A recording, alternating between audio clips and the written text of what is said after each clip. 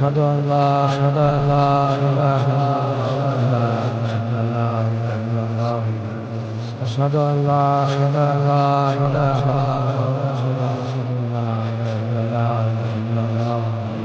আশহাদু আল্লা ইলাহা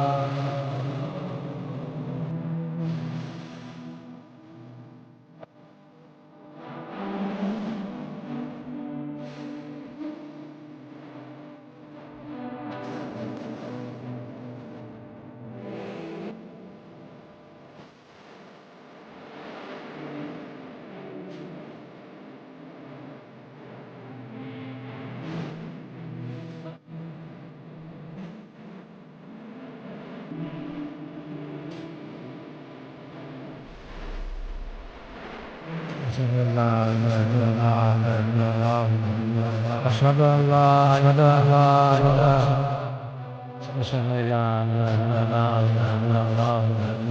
أشهد أن لا إله إلا الله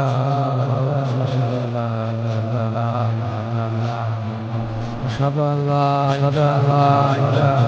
إلا الله أشهد أن لا إله إلا الله أشهد أن لا إله إلا الله أشهد أن لا إله إلا الله أشهد أن لا إله إلا الله أشهد أن لا إله إلا الله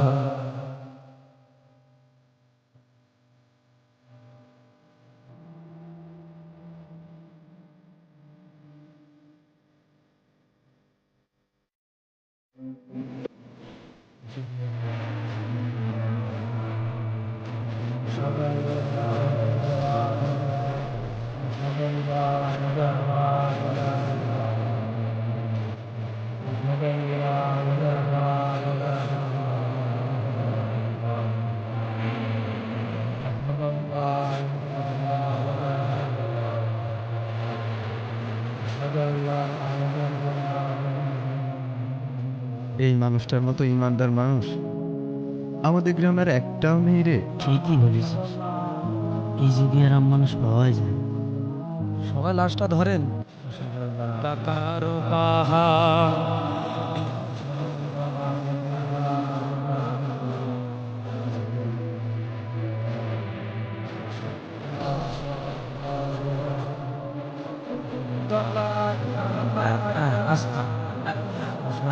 ঠিক আছে।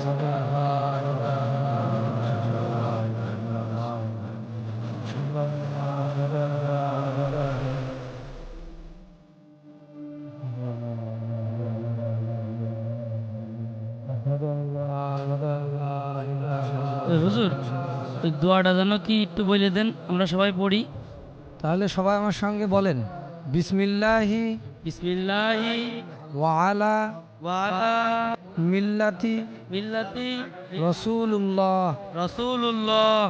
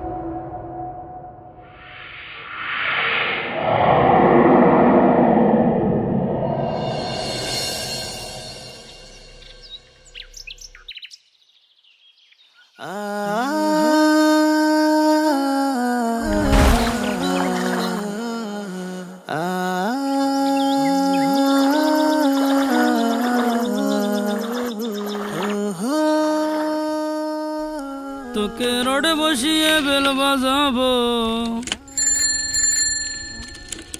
আমার রোডে বসিয়ে বেল বাজাবো, হেলান দিবি আমার কোলে, আই সজনী চড়বি আমার হিরো সাইকেলে। কি গো আব্দুল বেটা, কোনে গেছিলে গো? ওই বাজারে গেলাম ভাই। আরে তুই কথাটুক কি করলি? আমি তোর কোন জন্মের ভাই হই? আমি হই তোর চাচা, তুই কোন আইকেলে ভাই করলি? হ্যাঁ, আরে অত চাইতে যাচ্ছ কে? একদিক থেকে তো আমরা ভাই ভাই। কোন দিক দিয়ে কিভাবে আমি তোর ভাই হলাম? বুঝো, আমার একটু বুঝো। ওই তোমারও বউ নেই, আমারও বউ নেই। ওই লোকে কি যেন কয়, কি যেন কথাটা, ওই বিধবা নাকি? ওই, সে যা কয় কই গে, ওটা বাদ দে। তা তুই তো শুনলাম বিয়ে করেই ফেলিছিস। এসব আউল ফাউল কথা তুমি কার কাছ থেকে শুনলে? কার কাছে আবার শুনবো? এ কথা তো পুরো গ্রামের লোকই জানে। তুই এই যে 30 দিন নামাজ রোজা করে 1 লাখ টাকা পাইছিস, সেই টাকা দিয়ে নাকি বিয়ে করছিস। আর বাপু সে কথা কইও না। ওই ভণ্ড ইমামের প্রামে পড়িয়ে যে ছাই খাওয়া কাজ করেছি, সে কথা আর কওয়ার মতো না। কে, তোরা টাকা পাসনি? আরে টাকা বলি কি আমি এই জায়গা থাকতাম? 30টে দিন ওই ইমাম আমাকে ফাও ফাও নাকে দড়িতে ঘোরাইলো। আমসব দুটোই হারালাম। আমরাই বাবু ভালো আছি, নামাজও পড়িনি, রোজাও রাখিনি। এই পুরো রোজার মাস ফরিদপুরি যে পিঁয়াজ লাগানো জোন দিয়েছি। এই ধরে খাইয়ে খরচিয়ে ধরে 10 থেকে 12 হাজার টাকা বাড়ি নিয়ে আইছি। তাহলে কি দাঁড়াইলো? আমাদের আমও আছে, সালাও আছে। খুব শীঘ্রই ওই ইমামের আমরা এই গ্রামে হাজির করব। ও যে গত্তই পলায়ে থাক না কেন, ওর কান ধরে টেনে আমরা বের করে নিয়ে আসবো। তোমরা দেখে নিও।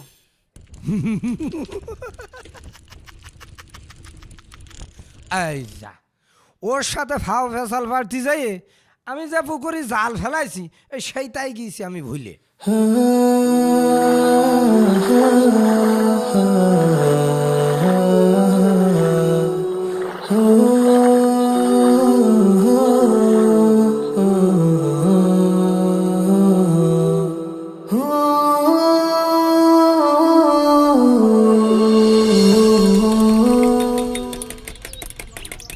তবে ভাই, একদিক থেকে কিন্তু ভালোই হয়েছে।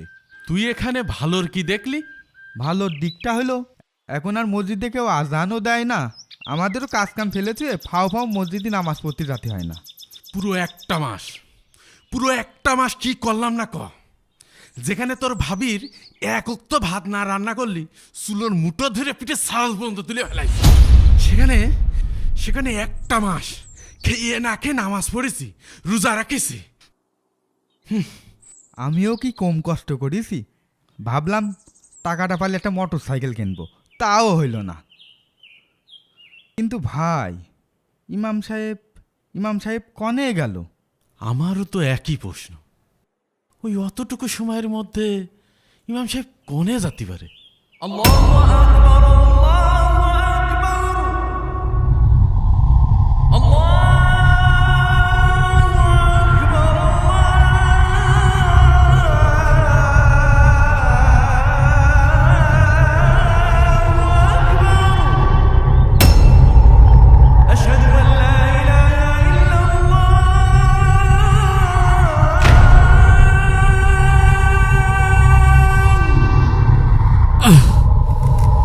যাক, বিশাল কাটা হলো। গরুর সেটে খাতে দিয়ে আবার মাঠে যেতে হবে।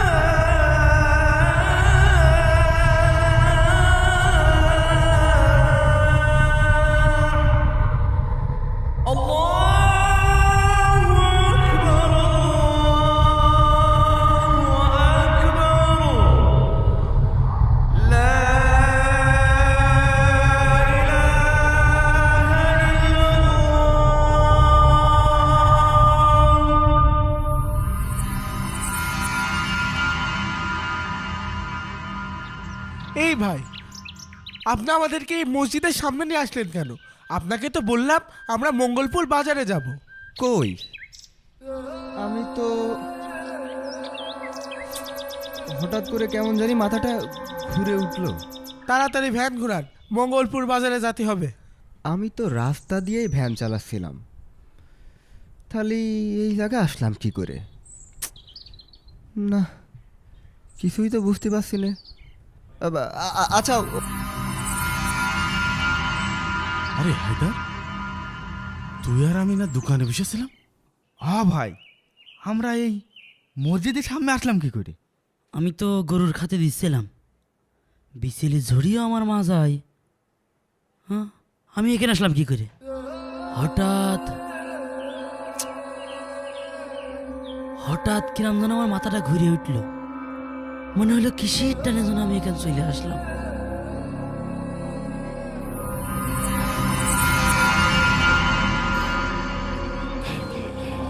আরে আরে, যা, আরে কি কই, আরে মামুন অজ্ঞান হয়ে পড়ে গেছে, ধরো ধরো ধরো।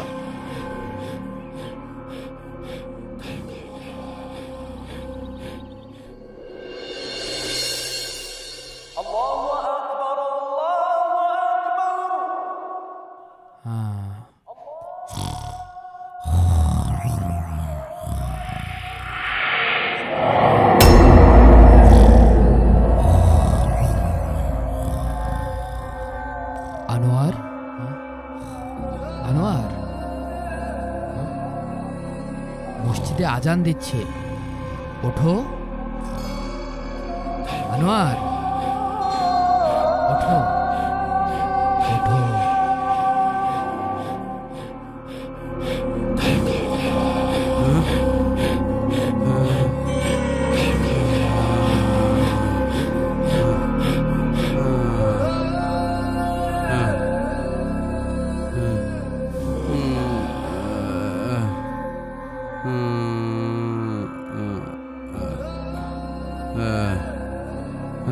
আসো আসো, আমার সাথে সাথে আসো, আমার সাথে সাথে আসো।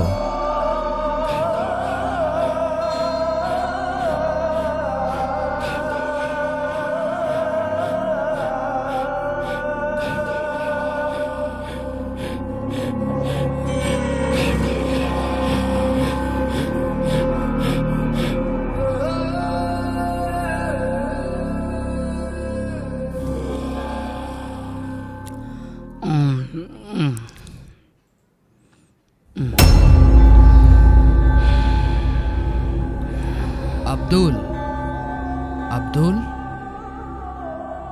ঘুম থেকে ওঠো, সবাই তোমার জন্য অপেক্ষা করছে। আব্দুল, এ আব্দুল, উঠে পড়ো।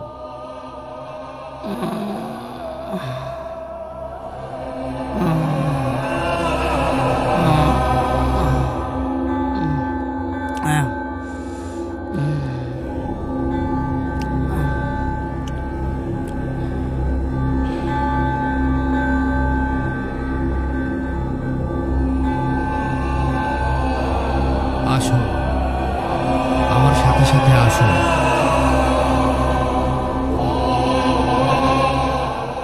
আসো, আমার সাথে সাথে আসো।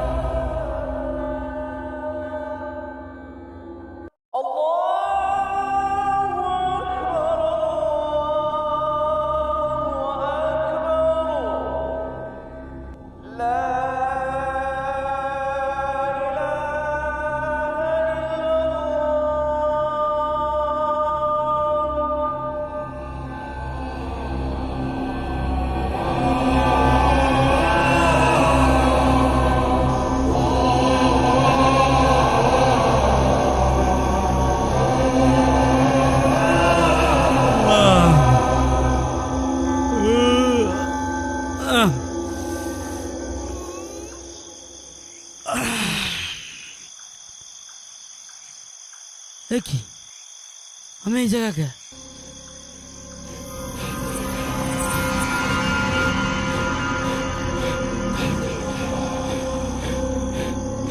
ইমাম সাহেবের আত্মা। ওরে হাইতে তাড়াতাড়ি বাড়ি চল, চল চল।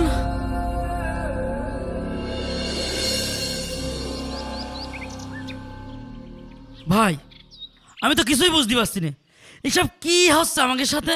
হ্যাঁ ভাই, এভাবে চললে তো আমরা এই গ্রামে বেশি দিন টিকে থাকতে পারবো না। একেতে ওই ইমাম সাহেব ফাও ফাও আমাকে গরুর মতো 30 দিন খাটাইলো, নামাজ রোজা ঠিকই করলাম, টাকা পয়সা তো পালামই না, এখন আবার জীবন টানাটানি, এর একটা বিহিত করেন ভাই। এই জানিস, আমার একটা জিনিস কোনোভাবেই মাথায় আসছে না, আমরা একই সময় একসাথে বারবার মসজিদের সামনে যাচ্ছি কিভাবে, আবার কিভাবে যাচ্ছি তাও মনে করতে পারছি না।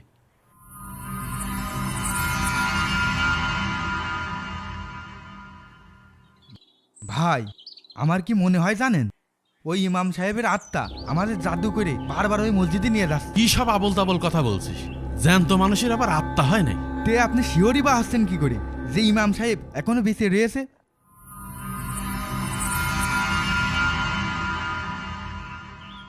আবার আমার কি মনে হয় জানিস, আমার মনে হয় ওই ইমাম সাহেব কোনো মানুষই না, কোনো জিনভূত হবে মনে হয়, হয়তো মানুষের রূপ ধরে আমাদের মসজিদে নিয়ে যেত। তা না হলে অতটুকু সময়ের মধ্যে ইমাম সাহেব কনে বলাবে? আরে ভাই, ওই ইমাম সাহেবের নারী নক্ষত্র নিয়ে পরে ঘাটাঘাটি করবানে, আগে কোন এই ভৌতিক সমস্যার থেকে কিভাবে উদ্ধার হবো। হ্যাঁ ভাই, সবসময় মনের মধ্যে ভয় ভয় করে, কখন যে কি হয়ে যায়।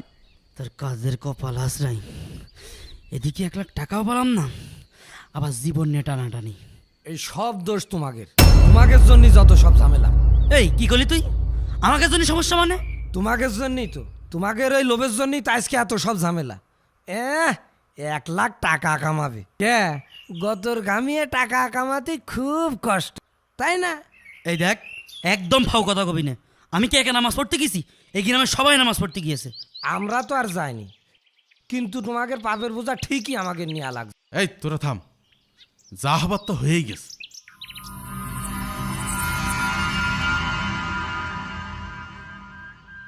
এর সমাধানের জন্য কি করতে হবে তা আমার বোঝা হয়ে গিয়েছে। কি সমাধান ভাই? বাটি বাবা। বাটি বাবা? হ্যাঁ, বাটি বাবা। সে এক সন্ন্যাসী পীর, সেই এখন আমাদের এই বিপদ থেকে রক্ষা করতে পারে। আমার বিশ্বাস বাবার কাছে গেলে ওই ভণ্ড ইমামের আমরা সন্ধান পাব, আর একবার যদি পাই। তাহলে চলেন ভাই, সময় নষ্ট করে কোনো লাভ নেই, চলেন এখনই চলেন। না না, দিনের বেলায় তার সন্ধান পাওয়া যায় না, রাতের বেলায় যেতে হবে।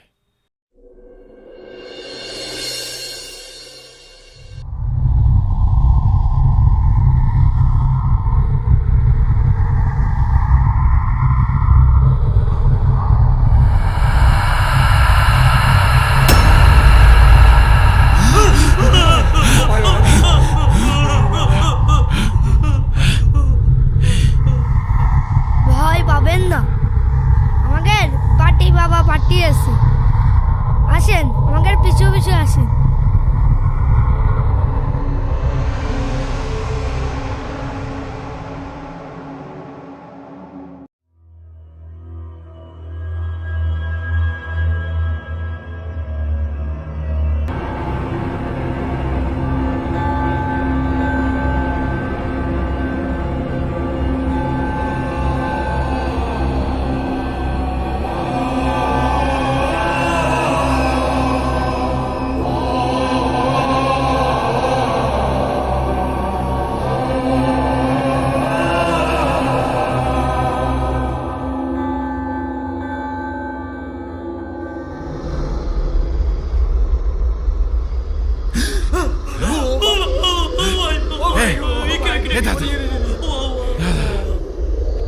ভয় পাস না, তোদের আসতে যাতে কোনো সমস্যা না হয় তাই আমি এই বাচ্চা দুটোকে পাঠিয়েছিলাম।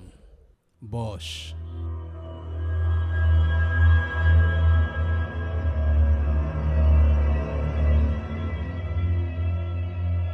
তার মানে বাবা, আপনি আগের থেকে জানতেন যে আমরা এখানে আসবো? হ্যাঁ জানি, আর আমি এটাও জানি তোরা ঘোর বিপদে আসিস। তোরা ওই ইমামের সন্ধান চাস কি, তাই তো? হ বাবা, হ হ। আচ্ছা, তোদের কাছে ওই ইমামের ব্যবহার করা কোনো জিনিস বা কোনো পোশাক আছে নাকি? থাকলে খুঁজতে সুবিধা হবে। না বাবা, ইমাম সাহেবের কোনো জিনিসপত্র তো দূরের কথা, তার একটা পাঁচ ছাপও পায়নি। ঠিক আছে, যা করার আমিই করব। আমি কাল তোদের মসজিদের সামনে চলে আসব। তোরা চিন্তা করিস না, ওই ইমাম যে গর্তেই লুকাক না কেন আমি ওকে টেনে হিসড়ে বের করে আনবো। তোরা এখন নিশ্চিন্তে বাড়ি যা। ঠিক আছে বাবা, ঠিক আছে, এই চল। হক মৌলা।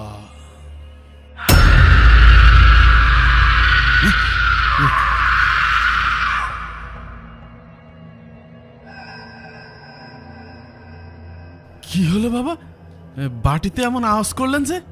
এই বাটির সম্মানের কথা ভুলে গেলি? ও হ্যাঁ বাবা, এই যে এই যে এই যে নেন। তাহলে বাবা আমরা আসি।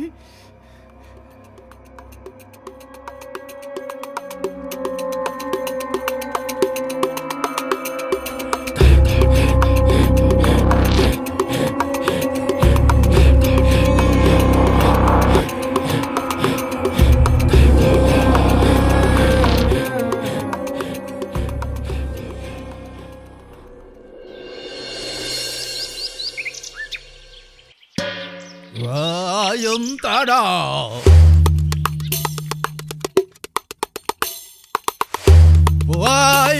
তারা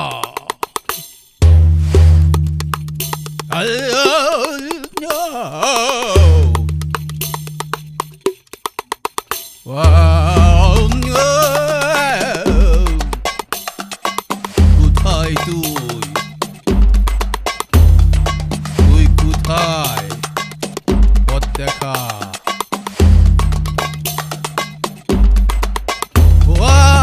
তারা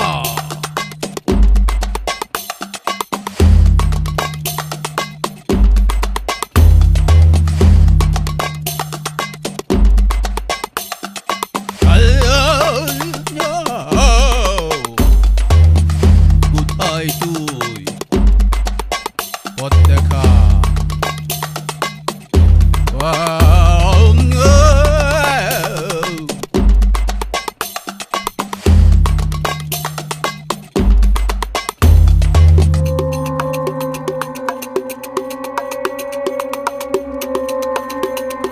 তুই কোথায়? পথ দেখা।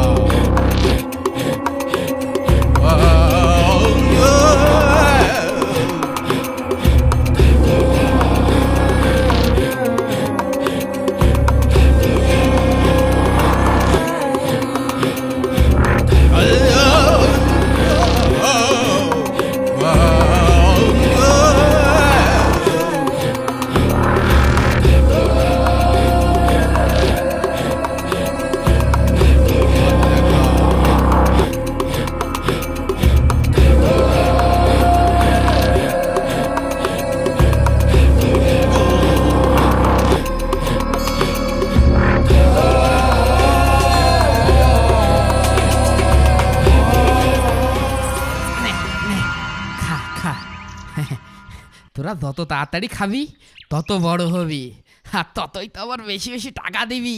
খা খা খা। বাহ ইমাম সাহেব বাহ, আপনি আমাদের মুরগি বানিয়ে আপনি এখানে মুরগি খাওয়াচ্ছেন? হ ভাই, গত 3 দিন হইলো এই মুরগিটা বাজারেতে কিনে নিয়ে আসি। এরা যত তাড়াতাড়ি খাবে তত তো আমার ভালো, তত বড় হবে।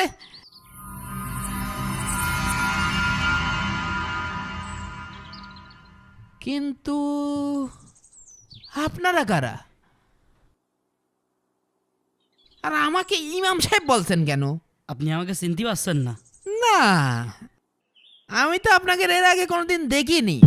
আপনারা কোন গ্রামের লোক কোনতে আছেন? হ্যাঁ, আপনি সত্যি আমাদের চিনতে পারছেন না? না ভাই, আমি আপনাকে সত্যি কছি চিনতে পারছি না। দেখেছেন ভাই, দেখেছেন ও কি হারামির হারামি, ও আমাকে এখন চিনতে পারছে না। তুই তো সারা বিরাট বহুরূপী রে, তুই কি ভাবিলি ফাও ফাও আমাকে দিয়ে নামাজ রোজা করায় তুই আমাকে ফাঁকি দিয়ে চলে যাবি?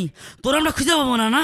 এ ভাই, আপনারা কি সব উল্টো পাল্টা কথা করছেন? আমি ইমাম সাহেব হতে যাবো কেন? আমি তো কুলহু সূরাটাও ঠিক মতন পড়তে পারি না। তার মানে আপনি কি বলতে চাচ্ছেন? আপনি ইমাম সাহেব না? না, আমি ইমাম সাহেব না। আমার নাম তো কুদ্দুস। বুঝতে পেরেছি, এইভাবে তুই স্বীকার করবি না। এই হায়দার, যা ওই বাড়ির উঠানে একটা গর্ত খোঁড়, ওই গর্তের মধ্যে ওকে তাজা পুঁতে মারবো। ঠিক আছে ভাই। টাকা পয়সা আমাদের দরকার নেই, যা হবার তো হয়েছেই। আমাদের অপমানের শোধ ওর জীবন দিয়ে শোধ করতে হবে। ও কি আমার গর্তে পুঁতে মারবেন? হ্যাঁ,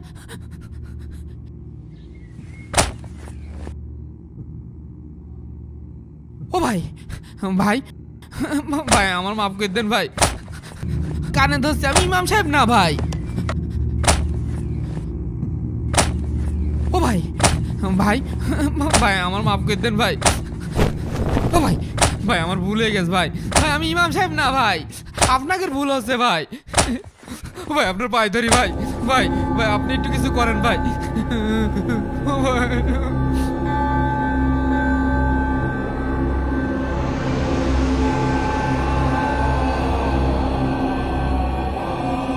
এই যা, ধর ওই বহুরূপী ভণ্ডকে গর্তে ফেল। হায়দার দাঁড়া, আর এক পাও আগাবি নে। আব্দুল, এই তোর কি মাথা নষ্ট হয়ে গেছে? তুই আমার গলায় ছুরি ধরেছিস কেন? ভাই ইমাম সাহেবের গায়ে যেন কেউ হাত না দেয়, তাহলে কিন্তু আপনার গলা একদম লাগাই দিবানে। গলায় পোষ লেগে যেতে পারে। নামা নামা নামা। আরে এই সব দূরে যান, দূরে যা, সর ইমাম সাহেবের কাছে সর, আরো দূরে যা, ওই ফাঁকা মাঠের মধ্যে যা, যা সরেক, যা ফাঁকা মাঠের মধ্যে যা।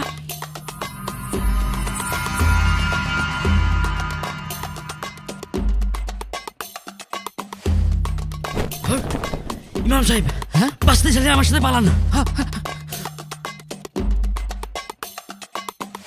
এ আমার ধর, তল তল। এ ওরা গেল কোথায়? ধর ধর।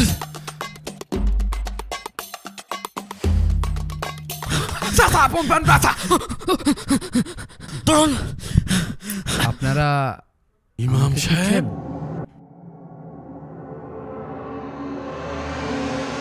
ইমাম সাহেব।